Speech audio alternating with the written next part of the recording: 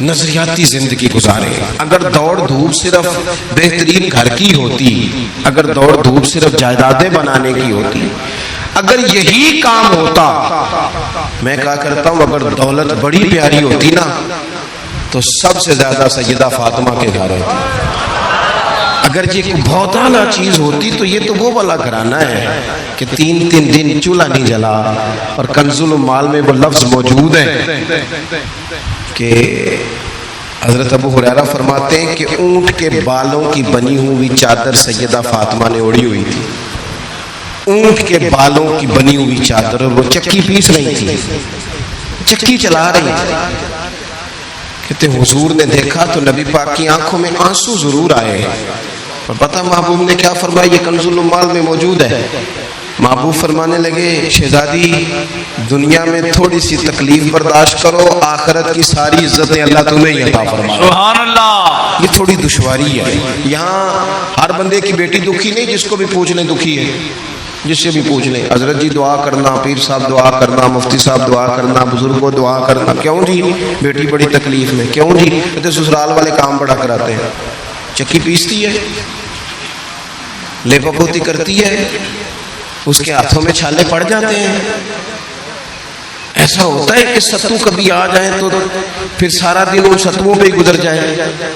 کبھی ایسا ہوتا ہے کہ 3 دن روزے رکھے جائیں اور ایک کھجور اور ایک پانی ملے افطار سحر کے وقت. یوں بھی کبھی وقت گزارا ہے.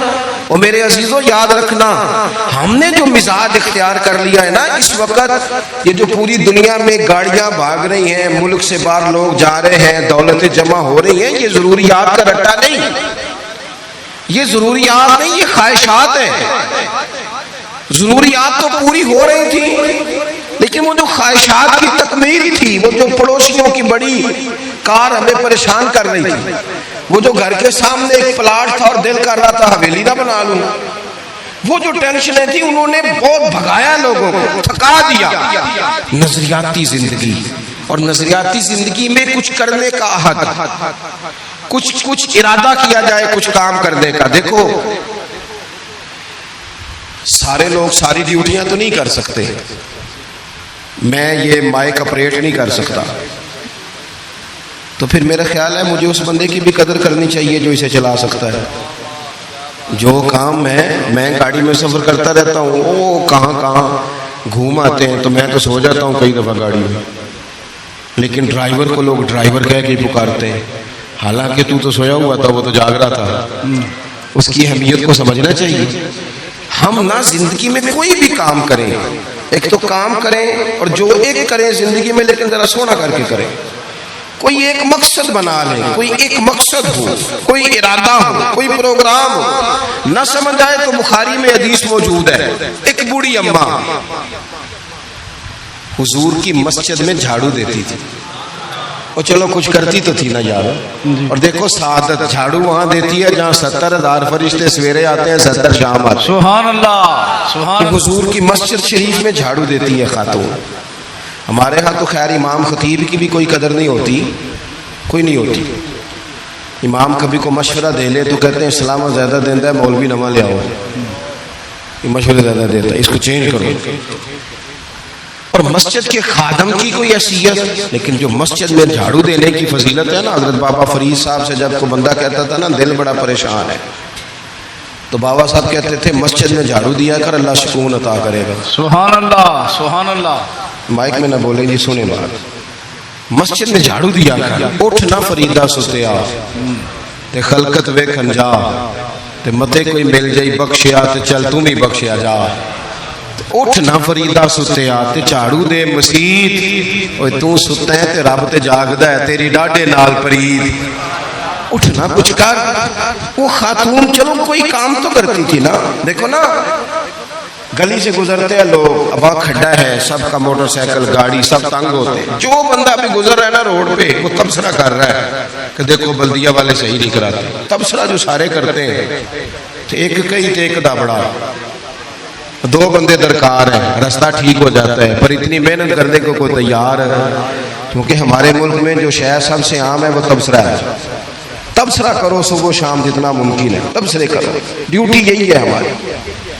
وہ خاتون مسجد شریف میں جھاڑو دیتی تھی، کوئی زندگی کا مقصد تو بنایا، کوئی نظریہ تو ہے۔ صحابہ نماز پڑھ کے چلے جاتے، خاتون جھاڑو لیتی، حضور کی مسجد شریف میں جھاڑو دیتی، بیمار ہو گئی، قربان جائے، حضور تیمارداری کے لیے تشریف لے گئے، رات کو انتقال ہو گیا، ٹھنڈ کا موسم تھا، حضور کا حکم ہے جلدی تدفین کر دو، صحابہ نے تکلیف دینا مناسب نہ جانا، اس خاتون کی تدفین کر دی۔ سارا کچھ جاننے والے رسول جو فرش پہ کھڑے ہو کے عرش کی خبریں دے، وہ تشریف لائے اور آ کر کے پوچھا خبر کیوں نہیں دی مجھے؟ اس بوڑھی کے جنازے کی کوئی کام تو کرتی تھی نا، کوئی ڈیوٹی تو تھی نا، خبر کیوں نہیں دی؟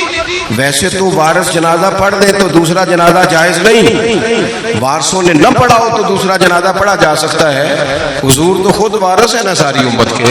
بے شک تو رسول کریم قبر پہ کھڑے ہو کے فرمانے لگے صفے بناؤ، میں دوبارہ جنازہ پڑھاؤں گا، سبحان اللہ، میں دوبارہ جنازہ پڑھاؤں گا۔ کیوں؟ زندگی میں کوئی خدمات تو ہے نا، کوئی ڈیوٹی تو ہے نا۔ پہلے تو ہم کچھ کرتے نہیں، اور اگر کرتے بھی ہیں تو صرف دوسروں کا دھیان ہی رکھتے ہیں، دوسروں پر توجہ ہوتی ہے کہ فلانا فلانا۔ بھئی آپ اپنا کام کریں، کچھ زندگی میں کر گزریں، کوئی ڈیوٹی کریں۔ اگر زندگی نظریاتی ہوگی، دیکھو ڈھیر سارے لوگ ہوتے ہیں، نام میرا ہی شاید آئے گا کہ مدرسہ انہوں نے بنایا ہے، مسجد انہوں نے بنائی، میرا ہی نام آئے گا اگر کہیں میں بناؤں گا، لیکن زمین دینے والے کا بھی ایک کردار ہوتا ہے، اس میں نقشہ نویس کا بھی ایک کردار ہوتا ہے، اس میں ایک اینٹ خرچ کرنے والے کا بھی کردار ہوتا ہے۔ پھر وہ کام ختم نہیں ہوتا، سریا وہ لینٹر ڈالنے والے جو ہوتے ہیں ان میں جو سریا باندھنے والا ہے وہ بھی ایک قیمتی کردار رکھتا ہے۔ پھر کہتے ہیں الیکٹریشین کو بھی بلاؤ، پھر یہاں بھی کام ختم نہیں ہوتا، پھر اور اس کے گرد ڈھیر سارے لوازمات ہیں۔ جو بندہ جو کردار ادا کر، عالم اگر کتاب لکھ بھی دے تو ہو سکتا ہے کتابت نہ کر سکے، اور اگر کاتب بھی ہو تو ہو سکتا ہے اسے پبلش نہ کر سکے۔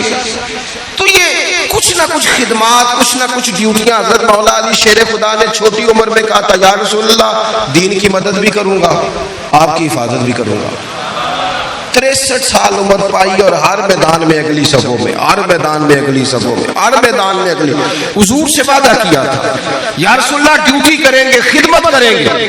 ہمارے ہاں یہاں تو منصوبہ بندی ہو رہی ہے، امام غزالی سے آ کے کسی نے کہا حضور کو بندہ مخلص ملتا ہی نہیں، یہ بھی غلط ہو گیا وہ بھی غلط ہو گیا، تو امام صاحب فرمانے لگے چل تو ہی مخلص ہو جا، تیری شکل میں تو کچھ لوگوں کو مخلص بندہ مل جائے، کچھ کر تو صحیح، نہ صرف تبصرے۔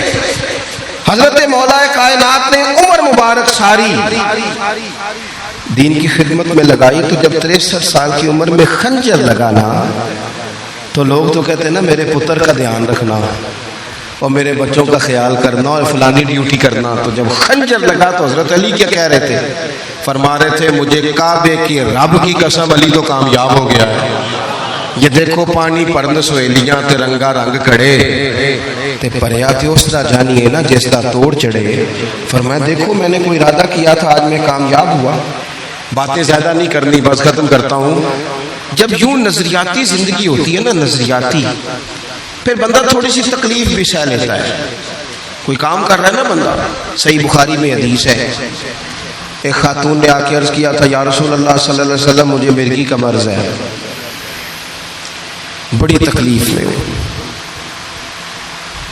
اللہ کے محبوب علیہ السلام سب کے لیے دعا کرتے، بلکہ حضور تو دستے شفا پھیرتے تو اللہ کرم فرما دیتا، لیکن نبی پاک صلی اللہ علیہ وسلم کی خدمت میں عرض کی یا رسول اللہ صلی اللہ علیہ وسلم مرگی ہے۔ تو آج حضور نے انوکھی بات کی، وہ پیچھے صاحبزادہ بشیر صاحب تشریف لائیں، آگے تشریف لے آئیں۔ نبی پاک صلی اللہ علیہ وسلم نے نا جی آج نظریہ سمجھایا، توجہ ہے آپ دوستوں کی میری بات پر۔ حضور فرمانے لگے اگر تو کہے تو میں دعا کرتا ہوں اللہ شفا دے دے گا،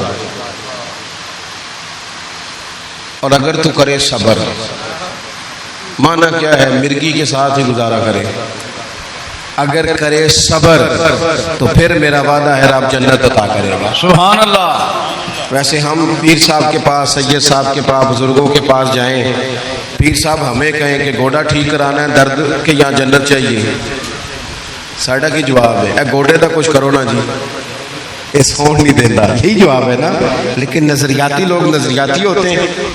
نبی پاک صلی اللہ علیہ وسلم نے فرمایا کہ تو بتا، اگر تو کہے تو دعا کرتا ہوں اللہ شفا دے دے گا، اور اگر صبر کرے تو پھر تیرے لیے جنت ہے۔ اس خاتون نے ایک منٹ نہیں لگایا سوچنے پہ، یہ نظریاتی لوگ ہوتے ہیں۔ عرض کی یا رسول اللہ آپ دعا کر دیں رب مجھے جنت ہی عطا کر۔